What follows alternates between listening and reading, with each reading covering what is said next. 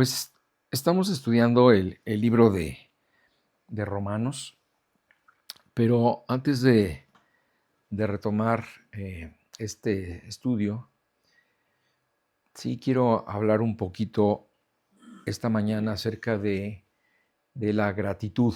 Ujú. Pues estamos comenzando un año, ¿verdad?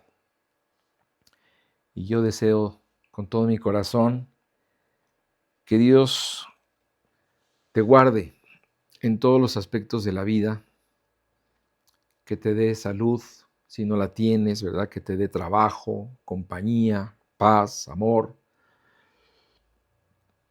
Que Dios prospere tus planes y te ayude a cumplir tus sueños y propósitos. Que Dios te dé la fuerza y la fe para enfrentar las pruebas y adversidades que, pues, sin duda también traerá este 2026.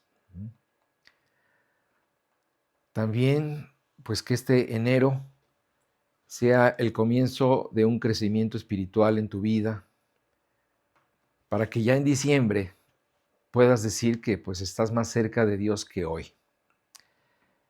Que puedas presumir que durante todo este año oraste más y que leíste toda la Biblia completa, por lo menos una vez. En fin, que puedas decir al final de este 2026 que está comenzando, que eres un mejor cristiano, porque en el transcurso de todo el año procuraste obedecer a Dios, someterte a sus mandatos, y que además lo viviste bajo la regla de oro. Está este versículo que está en Lucas 6:31, que se ha conocido en el mundo secular como la regla de oro, y que dice: traten a los demás como les gustaría que ellos los trataran a ustedes. Bajo esta regla de oro, el mundo sería mucho mejor y te aseguro que viviríamos en paz. Ok, bueno, pues esta mañana, como les decía, te quiero hablar de algo muy importante que Pablo nos dice que debe ser parte de nuestras vidas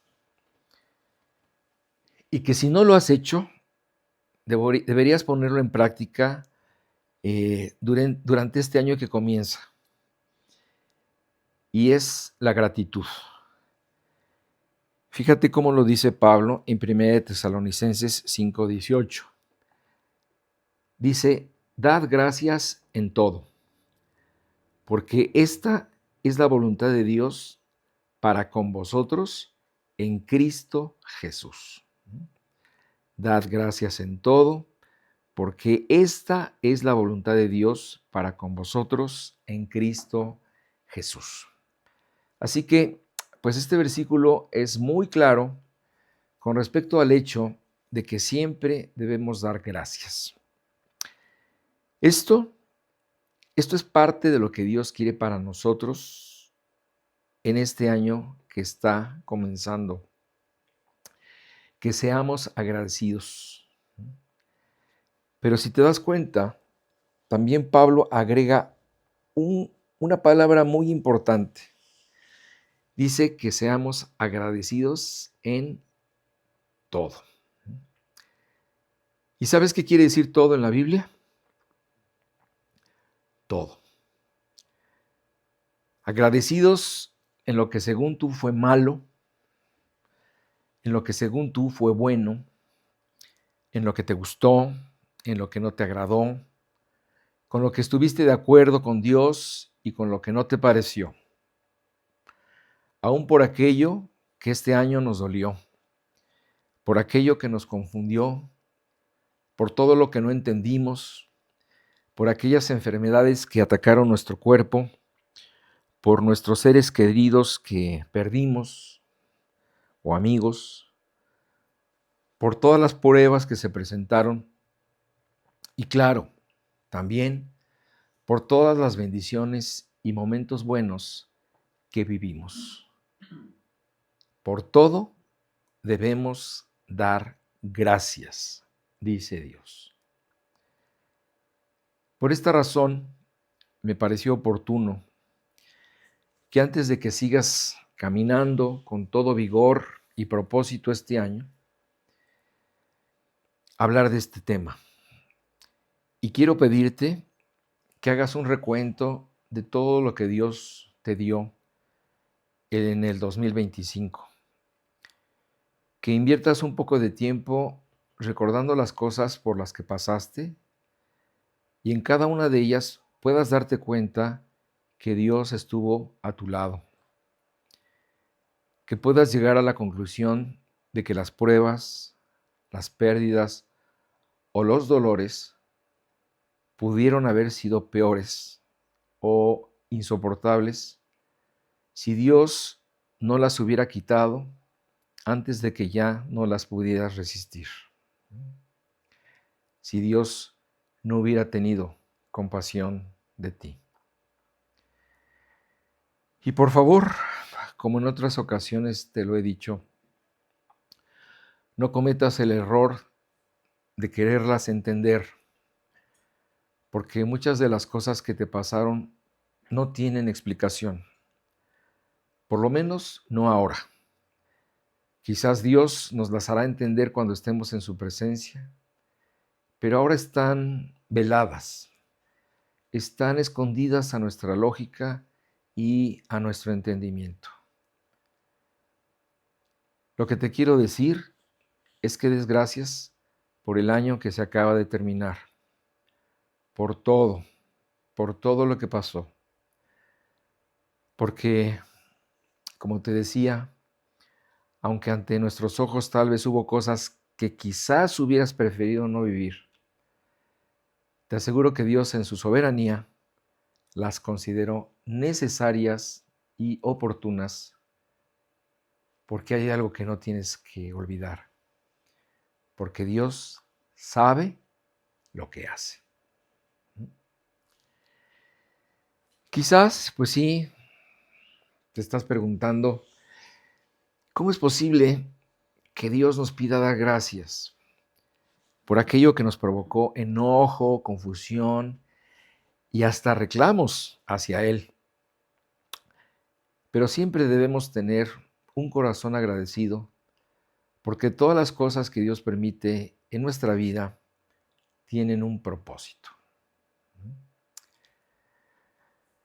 A veces olvidamos que cuando nos convertimos, le entregamos nuestra vida a Dios, pusimos nuestra vida de barro en las manos del Supremo Alfarero y decidimos en forma voluntaria que Él manejara nuestra vida.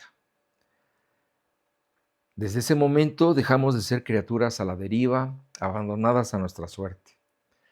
Dejamos de ser huérfanos para convertirnos en hijos de Dios y quedamos voluntariamente a expensas de un Padre que se ha comprometido a moldearnos y a cuidarnos todos los días de nuestra vida hasta el fin. Fíjate cómo lo dice Mateo, en Mateo 28:20, donde dice, Dios nos da a Jesús esta promesa diciendo, y he aquí, yo estoy con vosotros todos los días hasta el fin del mundo. Desde que nos conocimos, desde que lo conocimos a Él y Él nos conoció, Él se comprometió a estar con nosotros todos los días de tu vida, hasta que ésta termine. Así que, pues Pablo nos recuerda que dar gracias es algo bueno, pero además recalca que al hacerlo, estamos cumpliendo la voluntad de Dios. Le estamos obedeciendo, lo estamos complaciendo, estamos buscando de esta forma agradarle. Y bueno, esta debería ser una razón suficiente para ser agradecidos en todo. Sin embargo, Dios, además de todo, nos habla del beneficio que los creyentes recibimos cuando somos agradecidos. En medio de nuestro diario afán, de nuestras preocupaciones y de todo el torbellino de esta vida, Dios nos pide que nos refugiemos en la oración y en el ruego, en el hecho de presentar nuestras aflicciones ante Él y deshacernos de las pesadas cargas que a veces llevamos en la espalda. Pero a esto que Dios nos dice que hagamos, Dios agrega nuevamente la importancia de adosar nuestra oración y nuestro ruego con la acción de gracias. Fíjate cómo lo dice Pablo en Filipenses 4, versículo 6. Nos dice, por nada estéis afanosos. O sea, que nada provoque ese afán enfermizo, sino sean conocidas, o sea, que le des a conocer tus peticiones que tienes a Dios por medio de la oración y del ruego. Y este es el aderezo que Dios pide que le des a esta oración y a ese ruego, que lo hagas con acción de gracias. Esto es una oración de fe, porque tú no sabes en qué forma Dios va a contestar tu oración y tu ruego, pero te está diciendo que antes de que recibas la contestación, des gracias. Y tú estás dando gracias por dos razones. En primer lugar, porque Él está escuchando tu oración y tu ruego, y en segundo lugar, porque Él la va a contestar del modo que Él piense que es mejor, pero la va a contestar. Y de esta forma, por eso te pide que des gracias. Además de esto, el resultado de hacer esto es en beneficio de nosotros mismos, no solo por la liberación de nuestra carga que llevamos a cabo cuando oramos, sino además por el hecho de recibir la paz que hemos perdido a causa precisamente de nuestras preocupaciones y afanes. Y esta es precisamente la explicación que nos da Pablo inmediatamente después del versículo que leí.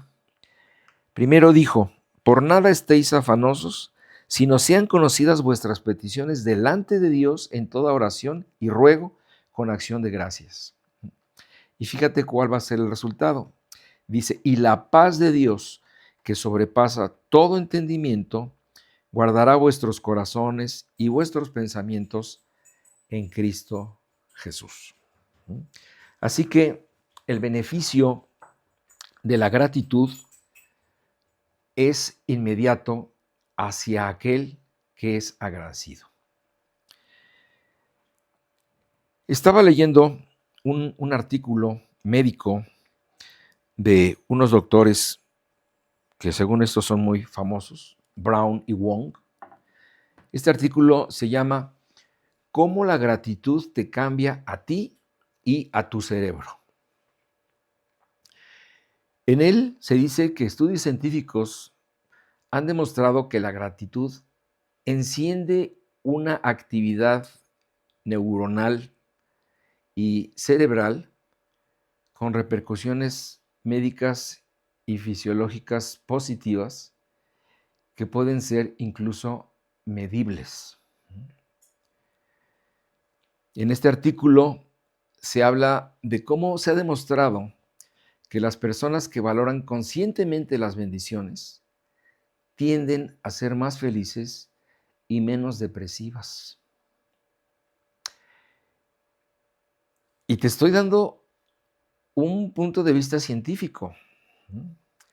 Te estoy diciendo algo que se está demostrando a través de la ciencia, que no tiene nada que ver con Dios, que no tiene nada que ver con la fe, pero que reconoce científicamente el beneficio de un corazón agradecido.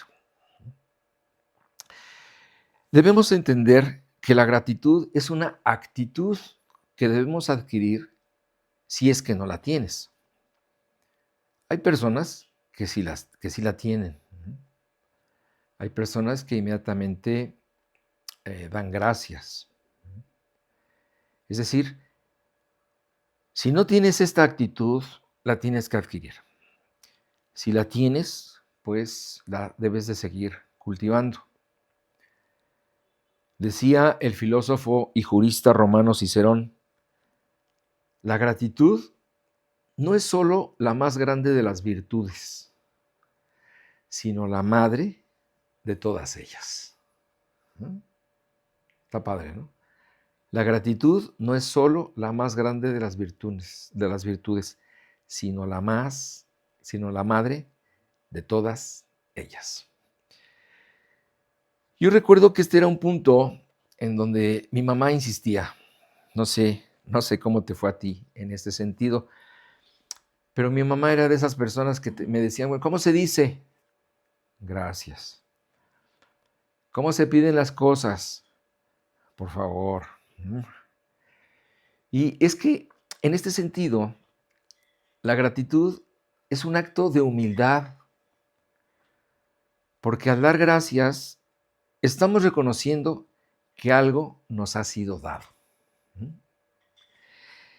Y más en el caso del creyente, al dar gracias, está implícito nuestro reconocimiento de que además de que estamos reconociendo que se nos está dando algo, estamos reconociendo que esto nos está dado por Dios, por, como lo llama la Biblia, el Padre de las luces. Fíjate cómo lo dice Santiago 1:17.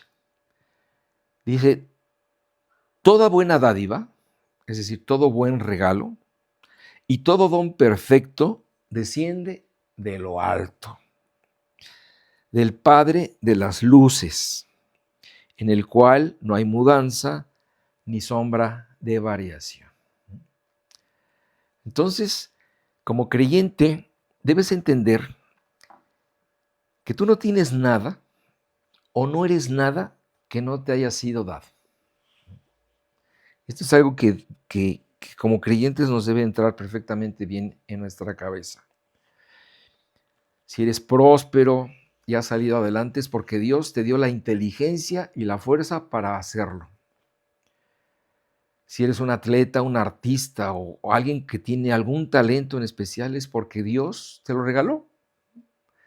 Así que nada de lo que tienes o nada de lo que hagas es por ti mismo, es porque Dios te lo dio. Claro, para algunas personas orgullosas, egocéntricas, narcisistas, no es tan fácil dar gracias.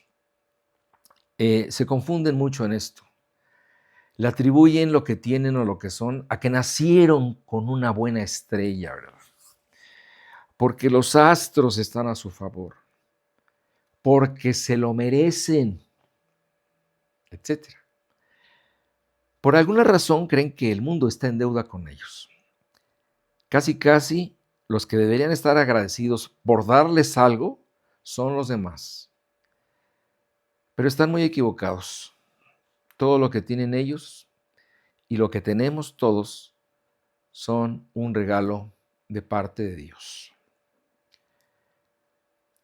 No debemos olvidar que la gratitud va más allá de lo circunstancial o de lo emocional. De la reacción sorpresiva por recibir algo que a lo mejor no esperábamos. Debe ser una actitud hacia la vida. Como te decía, tiene que ser en el creyente, tiene que ir mucho más allá, porque el creyente lee en la Biblia en Romanos 8:28 en específico, que todo lo que le pase, todo lo que le vaya a pasar, es en busca de su bien. Fíjate cómo dice Romanos 8:28. Dice, y sabemos que a los que aman a Dios, se está refiriendo a los creyentes, ¿verdad? A los que creen en Dios. Y sabemos a los que aman a Dios, todas las cosas, todas las cosas, todas las cosas les ayudan a bien. Esto es, a los que conforme a su propósito son llamados.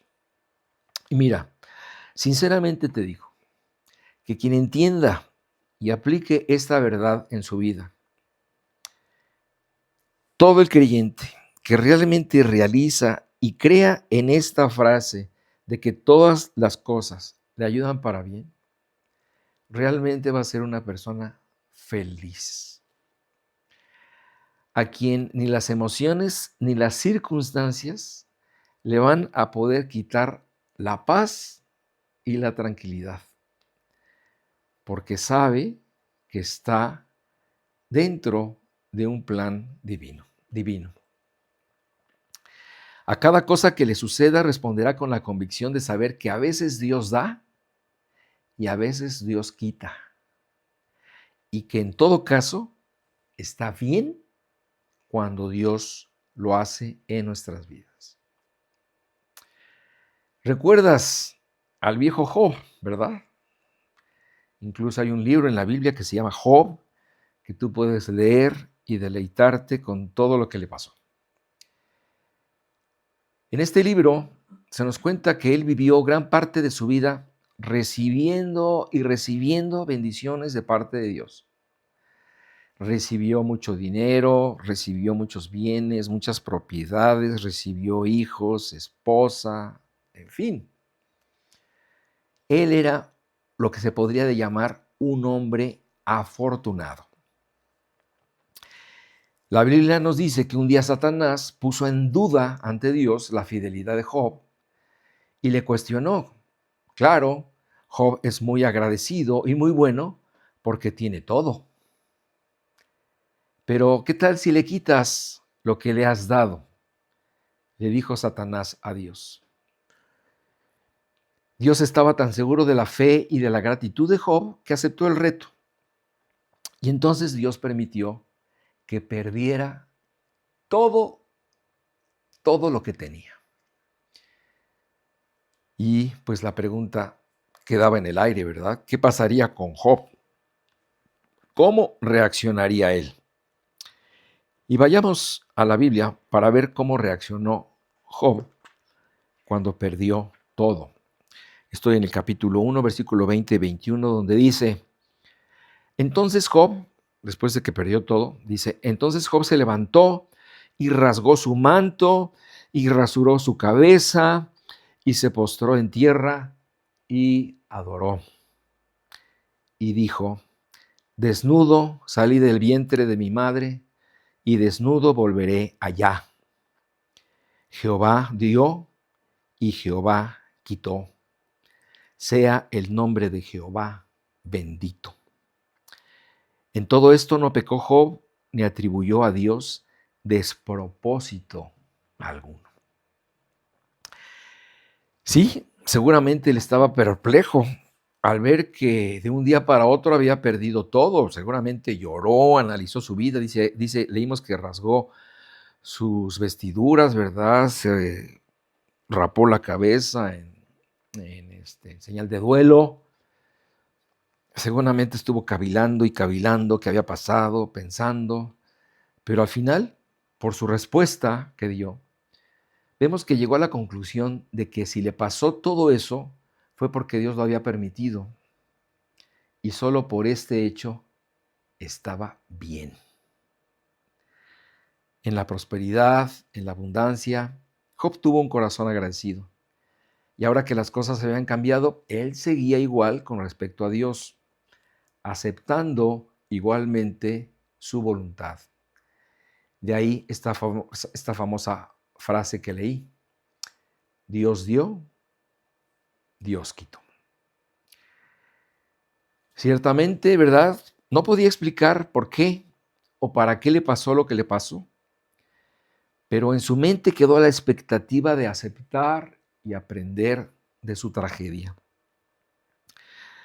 Sabemos, por lo que se sigue contando más adelante en el libro, que al mismo tiempo que le pasaba esto, el propósito de Dios también fue afirmar su carácter, porque estaba también siendo preparado para la siguiente prueba que vendría en su vida, que sería terrible. Él estaba a punto de perder también su salud.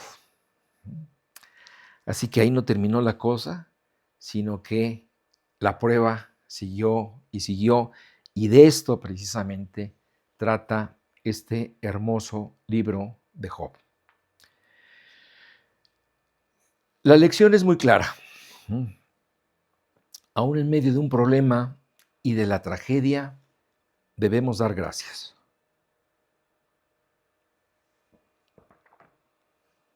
El problema es que generalmente nuestra naturaleza reacciona al revés. Ante la tragedia y la prueba, reaccionamos con rebeldía, con reclamo, con resistencia, con queja, simplemente porque las cosas pues no resultaron como nosotros queríamos, como las planeamos o incluso como las pedimos.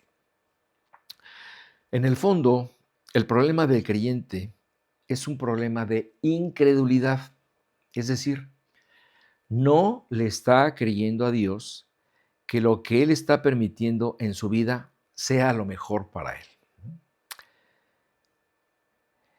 Es más, Él piensa que no cree que haya sido necesario. Cree que lo que le pasó fue un exceso. Cree que no se lo merece. Y esto hace que le demostremos a Dios que entonces no le creemos lo que leímos en la Biblia hace rato, de que todas las cosas que nos sucedan nos están sucediendo para nuestro bien. Entonces, la ingratitud es un problema de incredulidad. Cuando digo que a veces hasta el creyente cree que lo que le está pasando no se lo merece, es porque existe un mal entendimiento de que si me sucede algo malo es porque Dios me está castigando. Pero no es así. Mayormente Dios nos está formando. Él desde luego ha encontrado seguramente ciertas debilidades o ciertas deficiencias en nuestro carácter o en nuestro temperamento, en nuestra paciencia, en algún punto de nosotros en el que Él quiere que nosotros aprendamos algo. Es verdad que en algunas ocasiones Dios ejerce una disciplina sobre sus hijos, pero créeme que cuando esto te esté pasando, tú serás el primero en saberlo, porque entenderás que estás cosechando las consecuencias de alguno de tus actos. Pero en general, Dios, a través de estas pruebas, está ejerciendo un carácter o una acción formativa. Recordando lo que hemos visto en nuestro estudio del libro de Romanos, en el primer capítulo vimos precisamente las graves consecuencias de la incredulidad y de la ingratitud. Estudiamos hace tiempo que en Romanos 1:21 decía precisamente este versículo, ¿verdad? Dice, pues habiendo conocido a Dios, no le glorificaron como a Dios, ni le dieron gracias, sino que se envanecieron en sus razonamientos y su necio corazón fue entenebrecido. La incredulidad los llevó a la ingratitud y esto ocasionó varios estragos. No le dieron gracias, comenzaron a inventar ideas necias sobre Dios y como resultado de esto la mente les quedó en oscuridad y confusión.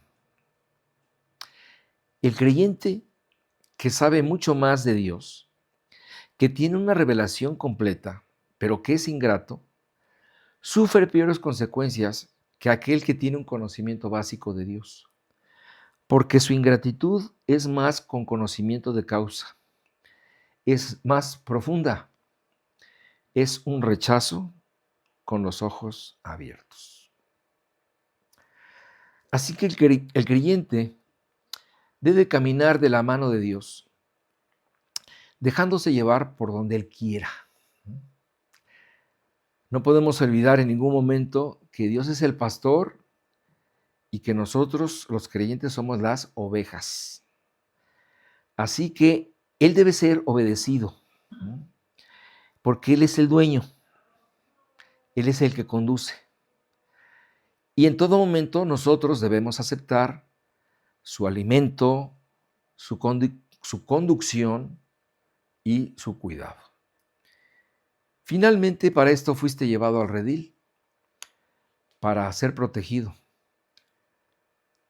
Así que el creyente debe tomar una decisión. O acepta el cuidado de Jesús, el buen pastor, o no lo acepta. O decide vivir agradecido con lo que recibe de Él, o decide vivir en rebeldía y en queja siempre por todo lo que le pasa.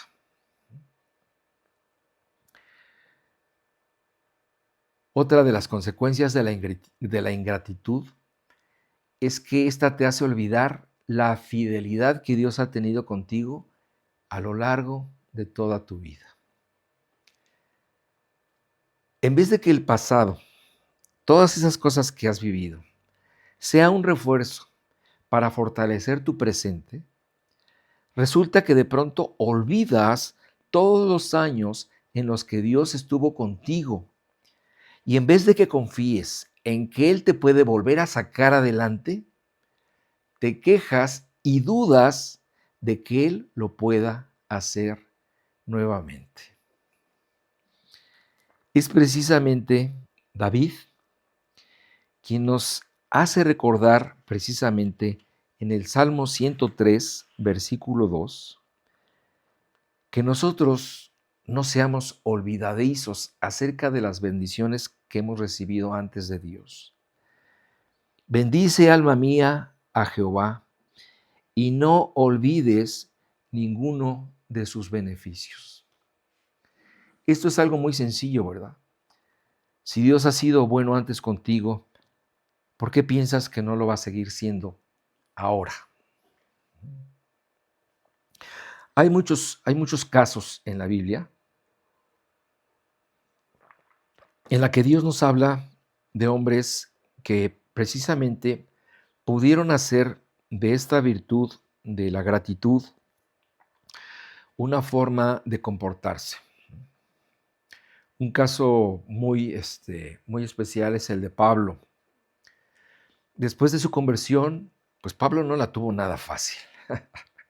Nada fácil. Él fue odiado, perseguido, apedreado, encarcelado, torturado. Estuvo varias veces cerca de morir ahogado. En una de esas fue mordido por una serpiente, ¿verdad? Todo el mundo pensaba que se iba a morir. Pero al final de su vida, pues también él murió decapitado a manos de el emperador Nerón. Pero sí hubo una constante en su vida, es que él siempre fue agradecido con Dios. Es más, pareciera que su palabra favorita fue la de dar gracias, la cual menciona 43 veces de diferentes formas en sus cartas. Así que podemos entender, como les decía, a través del ejemplo de Pablo, de David, de Moisés, de muchas personas, lo que era el agradecimiento. Es decir, ellos murieron bajo esta condición de pensamiento. Pase lo que pase, Dios está a mi lado y Dios te agradezco esto que está sucediendo. Hay un pasaje que nos narra Lucas, ¿verdad? En el capítulo 17, donde él nos da testimonio de algo que él vio. Y como recordarás, pues Lucas era médico de profesión. Entonces, así que estamos viendo el relato de una persona que en su vida secular fue médico, y además estamos viendo el relato de un creyente y está hablando de algo que seguramente lo habrá dejado con la boca abierta. Es en el capítulo 17, del versículo 11 al 19 de su Evangelio, donde nos hace precisamente un relato que nos habla de fe, de gratitud y de ingratitud. En este breve pasaje nos habla de 10 compañeros del mismo dolor, los cuales seguramente vivían juntos para ayudarse mutuamente. Ellos eran leprosos. Su enfermedad era tan terrible que ésta les había hecho olvidar sus diferencias religiosas y políticas, porque entre estos 10 estaba uno que era samaritano. Y la Biblia nos dice que judíos y samaritanos no solo no se trataban entre sí, sino que además se odiaban. Pero en este caso, la pena los había unido. En esos días, la lepra era algo espantoso. La gente iba perdiendo poco a poco sus manos, sus dedos, su nariz, etc. También era una enfermedad muy contagiosa, de tal forma que quien la tenía era condenado a salir de su comunidad, a abandonar familia, trabajo y todo para vivir en forma aislada. Si por alguna razón tenía la necesidad de acercarse a la gente sana, estaba obligado a gritar: "Inmundo, inmundo". Esto alertaba a la gente de que él se estaba aproximando.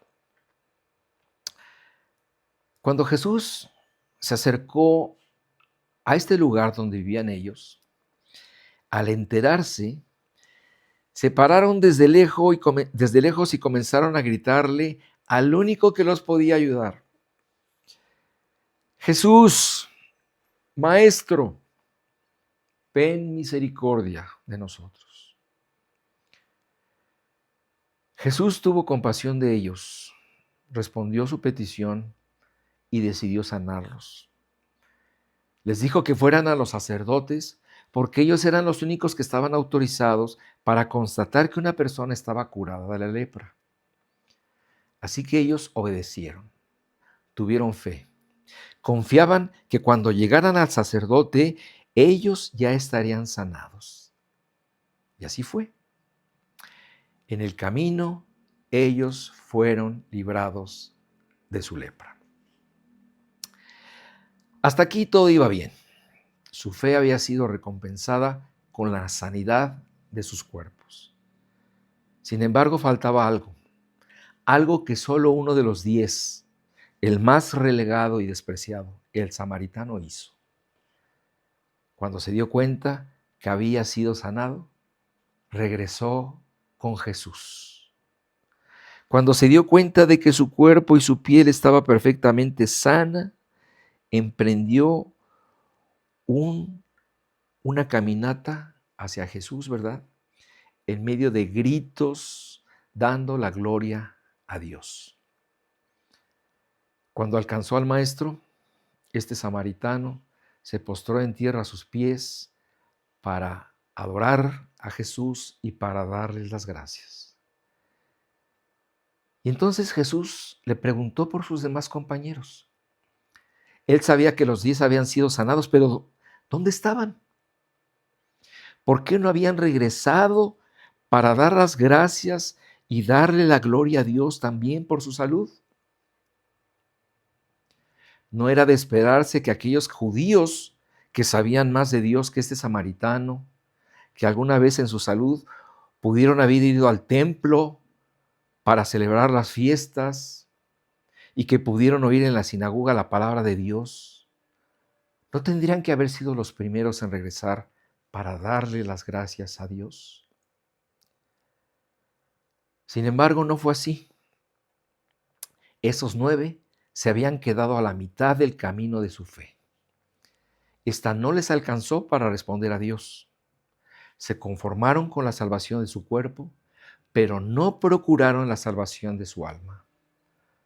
Solo uno regresó para adorar, agradecer y glorificar a Dios por el milagro. Solo uno fue capaz de reconocer a Jesús no solo como su sanador, sino también como su salvador. Y por eso a este Jesús le dijo: levántate, vete, tu fe te ha salvado. A veces, como en este caso, es importante ir al griego original para entender lo que Jesús quiso decir más específicamente. Antes Jesús había usado la palabra limpiar y sanar, pero aquí cuando Jesús usa la expresión tu fe te ha salvado, usa una palabra en griego que es la palabra sozo, la cual no solo implica la sanación del cuerpo, sino también la salvación del alma. Por eso te digo que estas 9 personas se quedaron a la mitad del camino de su fe. Fueron sanados de su cuerpo, pero no fueron salvados de su alma. Fíjate que a veces Dios estimula nuestra fe de esta forma.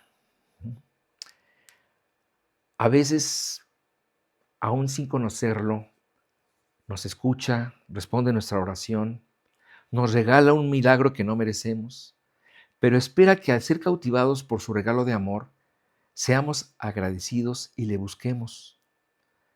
Porque Él tiene más que darnos. Él no solamente es capaz de sanar nuestro cuerpo, Él va más allá de lo material o de lo terrenal. Él puede también sanar nuestras almas. Por eso, con este relato, yo recordé aquellas palabras de Pedro cuando Jesús le dijo que si no le gustaba lo que estaba oyendo, si no le parecía lo que estaba pasando, se fuera. Y él le contestó: Señor, ¿a dónde iremos? Tú tienes palabras de vida eterna. Últimos consejos. Pídele a Dios cada día en oración que te ayude a ser agradecido en todo. Pídele que te muestre la enseñanza que hay detrás de la prueba para que te sea de provecho y no sea una prueba estéril. Pídele que entre todo lo gravoso que implica la prueba, te ayude a ver lo bueno. Pídele en medio de tu oración y tu ruego que te dé la paz que necesitas y la paciencia que también necesitas para poder salir adelante. Pídele a Dios que te ayude a ver y apreciar lo que tienes y no lo que no tienes. Y nunca, nunca olvides que todo lo que Dios hace en ti o para ti es porque te ama. Hermanos, que Dios los bendiga. Maranata, feliz año.